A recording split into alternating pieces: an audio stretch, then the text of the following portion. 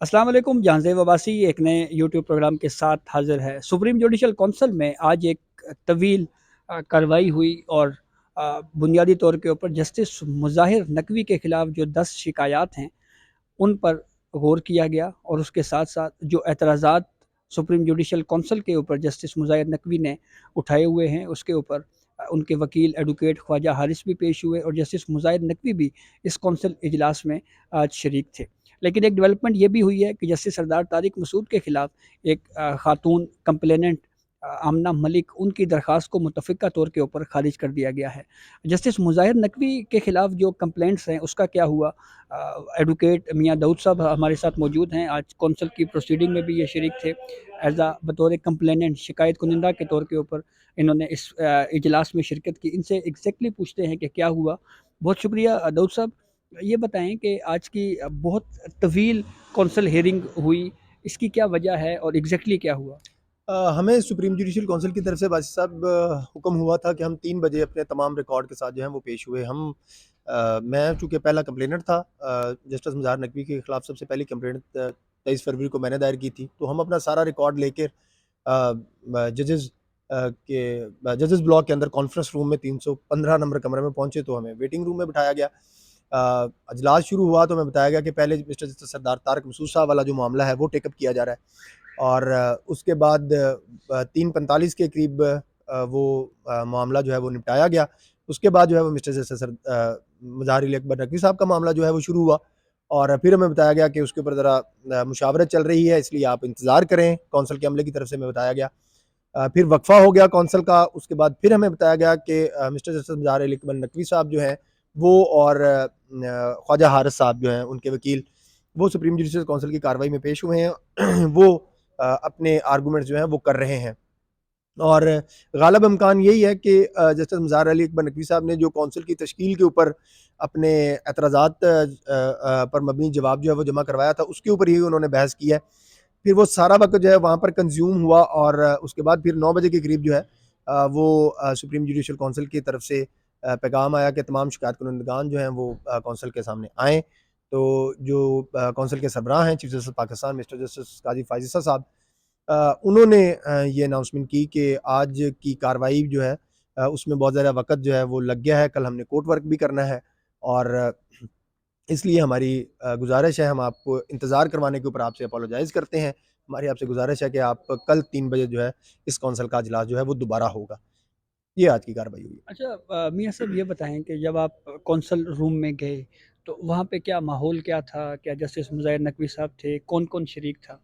वहाँ पर जो चेयर है वो chief justice Pakistan mister justice Qazi Faez Isa साहब के पास थी। उनके दाईं साइड के ऊपर जो है वो सेक्रेटरी सुप्रीम जुडिशल काउंसिल बैठी हुई थी, मोहतरमा जजीला साहबा। उनके लेफ्ट साइड के ऊपर जो है वो जो काउंसिल के मेंबर हैं, chief justice Lahore high court है मोहम्मद अमीर भट्टी साहब, वो बैठे हुए थे।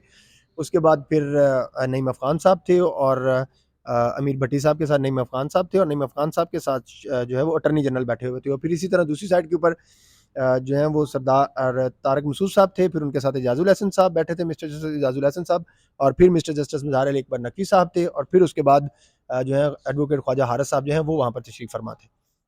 तो आपको क्या लगता है जो ये एक petition constitution petition Mazahar Naqvi साहब ने फ़ाइल की है कि ओपन कोर्ट में उनके केस को चलाया जाए, तो किस हद तक ये अहम है? क्या आप समझते हैं कि इसको ओपन कोर्ट में चलाया जाना चाहिए? और अगर ये ओपन कोर्ट में हुई तो क्या आप वहाँ पे भी अपनी जो इल्ज़ामात हैं उनका दिफ़ा कर पाएँगे?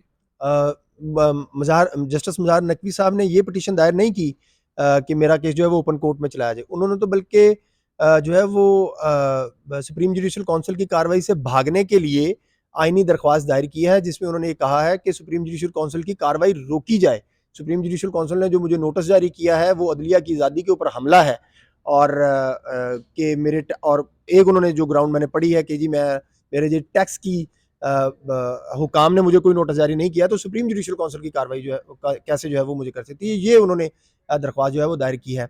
अब देखना ये है कि जो सुप्रीम कोर्ट है वो प्रैक्टिस एंड प्रोसीजर बिल के बाद उसने इस बात का तयन करना है कि क्या ये 184(3) के तहत जो पटिशन फाइल की गई है उसमें जस्टिस नकवी साहब का जो ज़ाती मामला है وہ پبلک امپورٹنس کا معاملہ بنتا ہے یا نہیں. ایک جج ہے, اس کا ذاتی معاملہ ہے, اس نے اپنے نام کے اوپر جائیدادیں خریدی ہیں, وہ اس نے مشکوک طریقے سے خریدی ہیں, لوٹ مار کے پیسے سے خریدی ہیں, کرپشن کے پیسے سے خریدی ہیں.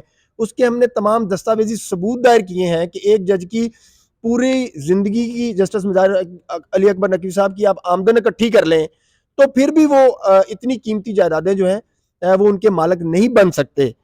تو ایک ذاتی جج کا معاملہ جو ہے وہ پبلک امپورٹنس کا معاملہ جو ہے وہ کیسے, نہ تو جسٹس نقوی صاحب کے کریڈٹ کے اوپر کوئی ایسے بڑے فیصلے ہیں جو انہوں نے آئین کی بالادستی کے لیے دیے ہوں اور جمہوریت کی بالادستی کے لیے دیے ہوئے ہوں تاکہ ان کے خلاف کوئی فورسز جو ہیں, اسٹیبلشمنٹ جو ہے یا کوئی سیاسی جماعت جو ہے وہ سازش کر سکے. ان کے کریڈٹ کے اوپر تو اسٹیبلشمنٹ کی غلامی ہے. انہوں نے تو مشرف کو جو ہے وہ چھوڑ کر اسٹیبلشمنٹ کی غلامی کی تھی. تو ان کا تو ماضی ایسا نہیں ہے کہ ان کے خلاف کوئی بندہ سازش کر سکے. تو ایک جج کا ذاتی پراپرٹی کا معاملہ ہے, وہ پبلک امپورٹنس کا معاملہ تو نہیں بن سکتا. اس لیے ہم یہ توقع کرتے ہیں کہ یہ سپریم کورٹ جو ہے وہ اس پٹیشن کو اعتراضات لگا کر واپس کرے گی. لیکن اگر سپریم کورٹ اس کو ٹیک اپ کرتی بھی ہے تو جہاں تک ممکن ہو سکا ہم اس اپنے کیس کو جو ہے وہ کنٹیسٹ کریں گے. ایک ایک ایویڈنس جو ہے وہ ریکارڈ کے اوپر لے کر بھی آئے ہیں اور لے کر بھی آئیں گے. میں نے تو متعدد مرتبہ یہ مطالبہ بھی کیا ہے, ریکویسٹ بھی کی ہے, چیلنج بھی کیا ہے جسٹس مظاہر نقوی صاحب کو کہ آپ مطالبہ کریں کہ میرا جو ہے وہ سپریم جوڈیشل کونسل کی کارروائی جو وہ اوپن چلائیں لائیو سٹریمنگ کے اوپر, تاکہ لوگوں کو پتہ چلے کہ میرے خلاف کیا سازش ہو رہی ہے. اگر ہمارے ایویڈنسز میں جان ہوئی تو جسٹس نقوی صاحب کے خلاف کارروائی ہو جائے گی, اگر نہ ہوئی تو سپریم کورٹ سے جسٹس نقوی مطالبہ کرے کہ ان کے خلاف جو ہے وہ کارروائی کی جائے. دیٹس اٹ, دودھ کا دودھ پانی کا پانی ہو جائے گا.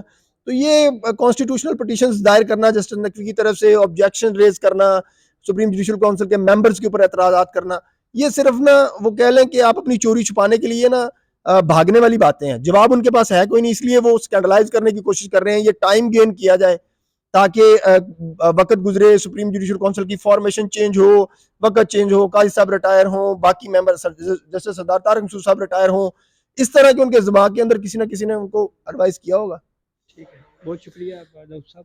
تو یہ آج کی ڈیٹیل تھی سپریم جوڈیشل کونسل کا اجلاس اب ہونے جا رہا ہے کل 3 بجے, اور ایڈوکیٹ خواجہ حارث جو کہ جسٹس مظاہر نقوی صاحب کے وکیل ہیں وہ پیش ہوں گے اور مزید آرگیومنٹس بھی دیے جائیں گے.